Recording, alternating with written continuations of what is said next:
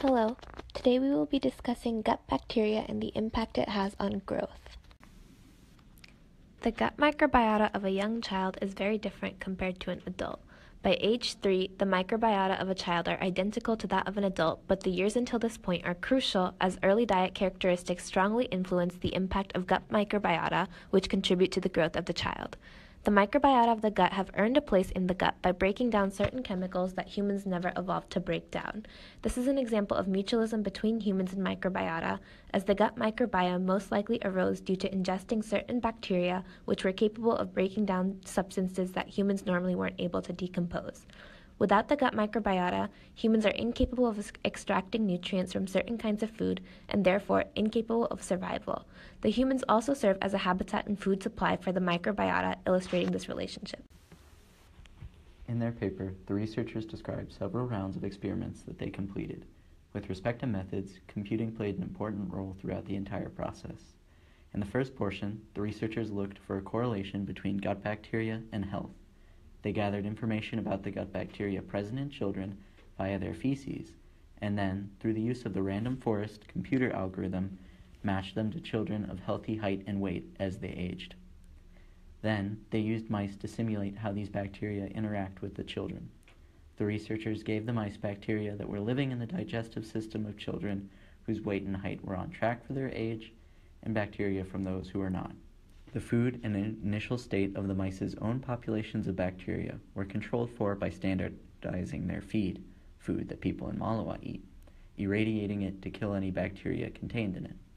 Important measurements were the change in the lean body mass of the mice, as well as aspects of bone health like density and the minerals present.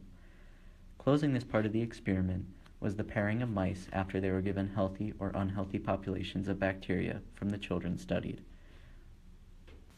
Both, one, or none of the mice could have healthy populations of bacteria. The mice invariably defecate and subsequently eat the product of that action. This was the idea for detailing how bacteria were transported. The first pairing was 2 mice which were recipients of bacteria originating from children in poor health. The second was the same concept, but with bacteria originating from children of good health. The third was 1 mice from each of the 2 previous possibilities. As can be seen in this figure, the mice transplanted with a healthy microbiota developed a higher weight and higher percent lean body mass over time as compared with the mice that were treated with the unhealthy bacteria. Specifically, the mice with healthy microbiota grow over 10% more lean body mass and weight than did their unhealthy counterparts. With both mice consuming the same diet, the main takeaway from this is that mature gut microbiota have this ability to absorb more nutrients from the same food than do immature gut microbiota, which contributes to the overall health improvement of the host organism. Unhealthy and healthy mice were co-housed together. The most important conclusion that can be drawn from this figure is that the co-housed mice increased their lean mass to a far greater extent than the non-co-housed unhealthy mice. This means that as a result of the cophagic tendencies of mice, the healthy gut microbiota of the healthy mice migrated to the unhealthy gut microbiomes and formed colonies. In other words, the fecal matter of the healthy mice made its way into the diet of the unhealthy mice and colonized their gut. So, the mice ate poop. This led to the originally unhealthy mice developing healthy microbiota, as can be seen by the increased weight in the co-housed unhealthy mice. The co-housing weight gain caused the mice to be similar in weight. Gut microbiota from healthy individuals can make their way into the digestive system of unhealthy individuals and colonize the gut microbiome. This can be used to help humans affected by malnutrition grow out of it and into healthy individuals with high-functioning digestive systems.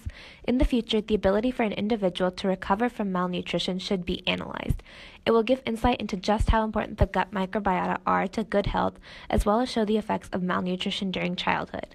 These tests could be done by analyzing the best way to give an individual mature gut microbiota to maximize their recovery, as well as possibly reverse the effects of malnutrition.